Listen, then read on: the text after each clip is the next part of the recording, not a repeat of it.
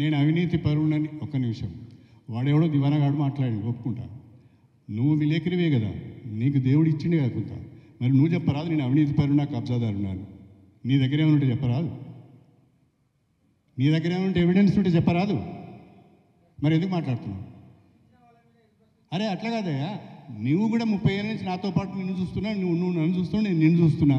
నేను ఎక్కడో చిన్న తప్పు చేసింది నీ దృష్టిలో ఉంటుంది కదా, చెప్పు. ఇంతమందిలో ప్రెస్లో నేను ఓపెన్గా ఛాలెంజ్ చేస్తున్నా కదా, ఇంత ధైర్యం ఎవరికైనా ఉంటుందా? అక్కడ ఏం చేయరు తప్ప చెప్పు. ఎందుకు మాట్లాడతారా ఏదో సొల్లు ముట్టలు మాటలు?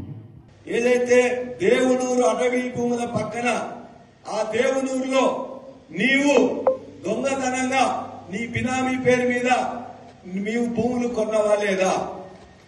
ఆ భూములకు నీవు ఒక జీతగాన్ని పెట్టుకొని గత నెల వరకు కూడా వ్యవసాయం చేయించినవా లేదా?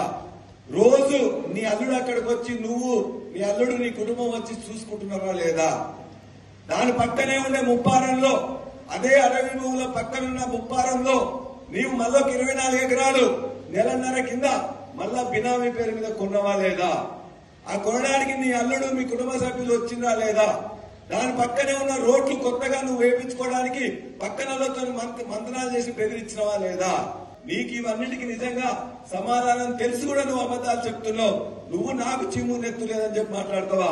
బరాబరిగా చెప్తున్నావు.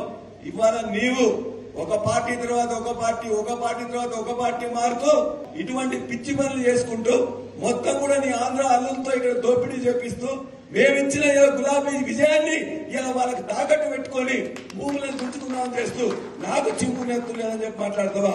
జాగ్రత్త బిడ్డ, ఖచ్చితంగా అన్నిటి కూడా నిరూపిస్తాం.